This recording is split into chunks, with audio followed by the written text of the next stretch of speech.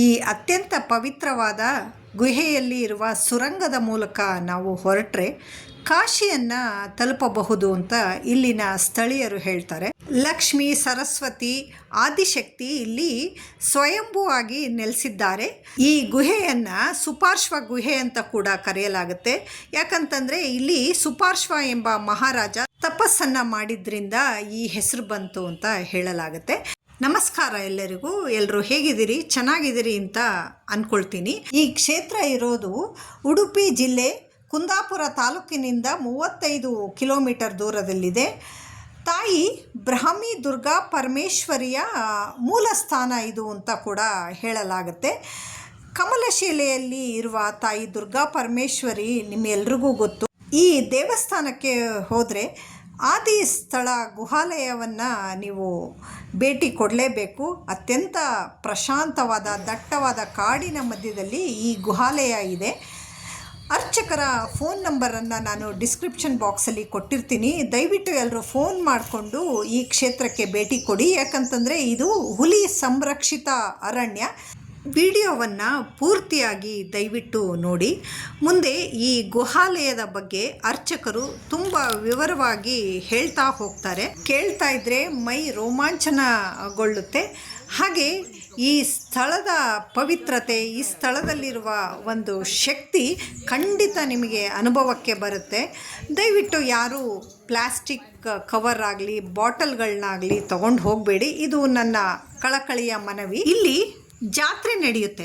ಆ ಜಾತ್ರೆಯನ್ನು ಯಾವಾಗ ಪ್ರಾರಂಭ ಮಾಡಬೇಕು ಅಂತ ಇವರಿಗೆ ಹೇಗೆ ಗೊತ್ತಾಗುತ್ತೆ ಅಂತ ಹೇಳಿದ್ರೆ, ಹುಲಿ ಬಂದು ಒಂದು ಸಿಗ್ನಲ್ ಕೊಡುತ್ತಂತೆ.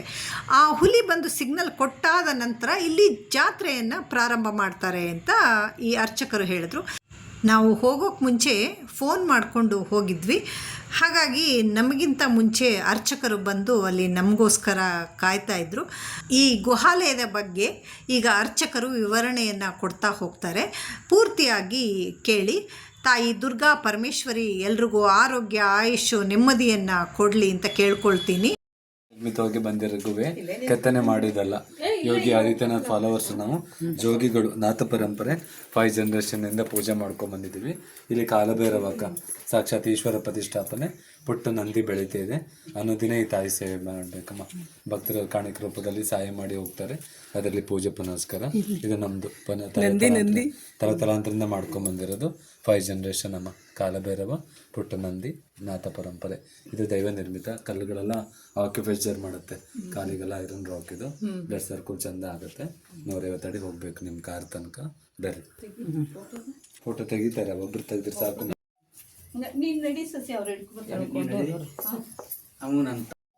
ಬೆಳಗ್ಗೆ ಚೆಕ್ ಮಾಡಿನೇ ನಾನು ನಿಮ್ಮನ್ನು ಕರ್ಕೊಂಡು ಹೋಗೋದು ಕೇಳಿದ್ದು.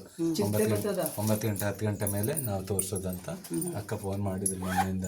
ಪಾಪ ತೋರಿಸು ಅಂತ ಅಕ್ಕ ಬಂದಿದ್ದೀನಿ. ಬಾ.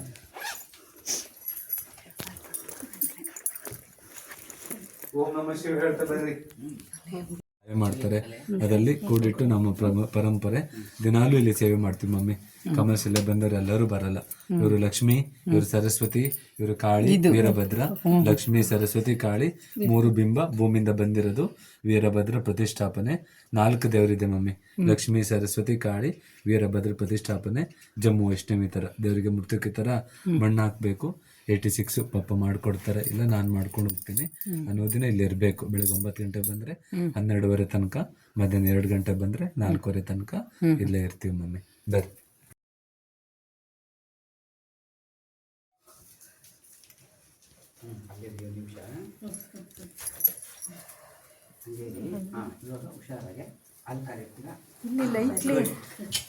ಲೈಟ್ ಹಾಕೋಕೆ ಯಾರು ಕೊಡ್ತಾರೆ ಮಮ್ಮಿ? ಮಮ್ಮಿ ನಾಗತೀರ್ಥ ನೋಡಿ ಲತಕ್ಕ, ಈ ನೀರು ದೇವಸ್ಥಾನಕ್ಕೆ ಹೋಗುತ್ತೆ ಮಗ. ಅರ್ಧ ದೇವಸ್ಥಾನ ಮುಳುಗೋಗುತ್ತೆ. ತುಂಬಾ ಪವರ್ಫುಲ್ ವಾಟರ್ ಮಗ. ಎಲ್ಲಿಂದ ಬರುತ್ತೆ ಏನಂತ ಗೊತ್ತಿಲ್ಲ. ಯಾವತ್ತು ತಾಯಿ ಪೂಜೆಗಿರುತ್ತೆ. ದೊಡ್ಡಮ್ಮ ಮಾತಾಡ್ಬೇಡ ದೊಡ್ಡಮ್ಮ, ಸುಮ್ನೆ ಕೇಳಿಸ್ಕೊ. ಈ ನೀರು ದೇವಸ್ಥಾನಕ್ಕೆ ಹೋಗುತ್ತೆ. ಫ್ರಾಗ್ ಇದೆ ಮಗ, 5 years ಇಂದ ಇದೆ. 5 ಇದೆ. ಅಮ್ಮ ಮಗು ಎಲ್ಲ ಇದಾರೆ, ಫ್ಯಾಮಿಲಿನೇ ಇದೆ. ದೇವ್ರದಮ್ಮ. ಈ ತೀರ್ಥ ಮುಟ್ಟಂಗಿಲ್ಲ, ಬೇಜಾರ್ ಮಾಡ್ಕೊಂಬೇಡಿ. ನೆಕ್ಸ್ಟ್ ಟೈಮ್ ಕೊಡ್ತೀನಿ. ಹರಿವಾಗ ಬನ್ನಿ, ಡಿಸೆಂಬರ್ ಅಲ್ಲಿ ಬನ್ನಿ. ಪವರ್ಫುಲ್ ವಾಟರ್ ಬನ್ನಿ. ಮಾಡಿದ್ದು ಮಮ್ಮಿ ಕೇಳಿಸ್ಕೊಳ್ಳಿ ಮಮ್ಮಿ ನೀಟಾಗಿ. ಅಮ್ಮ ಇಲ್ಲ, ಸಮಾಧಿ ಆಗಿದ್ದಾಳೆ. ರಾತ್ರಿಗಳಲ್ಲಿ ಇಲ್ಲೇ ತಪಸ್ ಮಾಡಿದ್ದು ಮಮ್ಮಿ.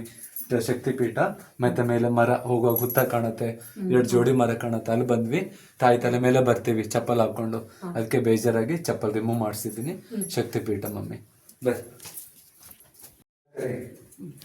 ಹಾಂ ರಾಘವಣ್ಣ, ಓಕೆ.